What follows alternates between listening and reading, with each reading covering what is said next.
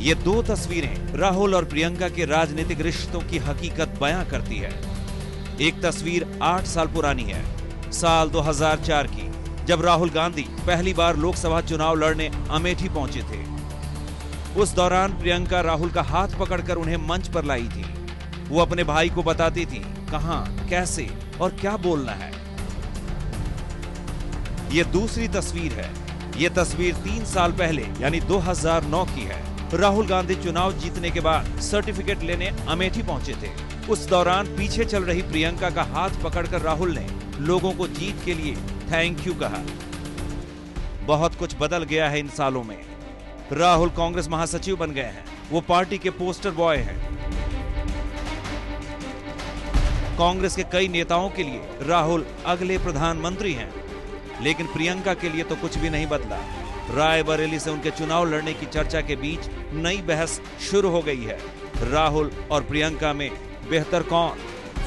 तो she is more, उनकी mass appeal शायद ज्यादा है और राहुल की थोड़ी कम है। जो मास अपील मुझे नजर आती है, जो कनेक्ट करने की एबिलिटी है पब्लिक के साथ इमीडिएटली, उनकी जो बॉडी लैंग्वेज है वो एक बात है। राहुल अपना छोटे ग्रुप में जैसे एक दलित परिवार में जाके बैठ के वहां तो कंफर्टेबल नजर आते हैं, पर जब वो भीड़ में होते हैं तो थोड़ा ऐसा लगता है कि वो इंट्रोवर्ट है, तो वो अपने को क्लोज कर लेते हैं।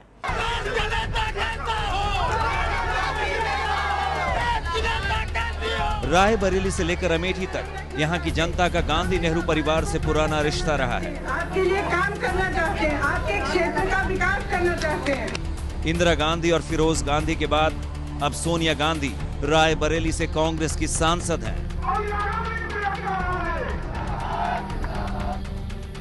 राजीव गांधी से लेकर संजय गांधी तक अमेठी के सांसद रहे।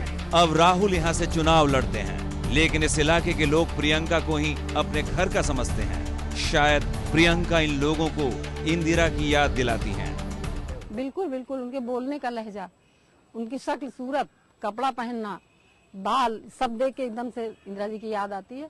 और जो तेजी इंदिरा जी के अंदर थी वही प्रियंका के अंदर भी है। प्रियंका को रायबरेली और अमेठी के लोग भैया जी कहते हैं। राजीव गांधी ने उन्हें ये नाम दिया था। प्रियंका अपनी दादी इंदिरा गांधी की तरह साड़ी पहनती हैं। अपने भाई राहुल के ठीक उलट वो छोटे छोटे भाषण देती हैं।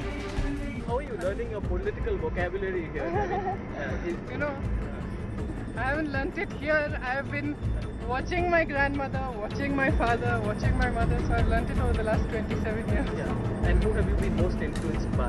I think my father. Your father? Yeah. You travelled to Amethi with him when he was campaigning? Yes. Priyanka बनाम राहुल गांधी की बहस में तो सोनिया गांधी भी सवालों के घेरे में है। जानकार बताते हैं कि राहुल के बजाय प्रियंका में एक अच्छे नेता के सारे गुण हैं। कई ऐसे मौके आए जब राहुल गांधी अपने चंद बयानों को लेकर विवादों में फंसे। मां सोनिया गांधी तक को उनका बचाव करना पड़ा। लेकिन इस मामले में प्रियंका बेजोड़ है। हर सवाल का जवाब होता है उनके पास। भड़काऊ भाषण के मामले में वरुण गांधी को लेकर जब उनसे सवाल किया गया तो आपको याद होगा प्रियंका ने बस इतना ही कहा, भाई को गीता पढ़नी चाहिए।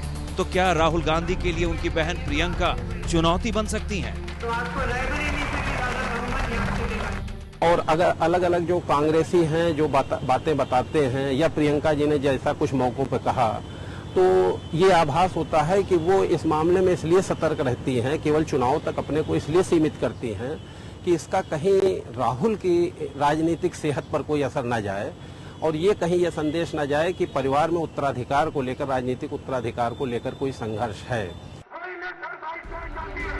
यूपी में कांग्रेस दोराहे पर खड़ी है। न राहुल गांधी का कोई दांव चला, न ही पार्टी का।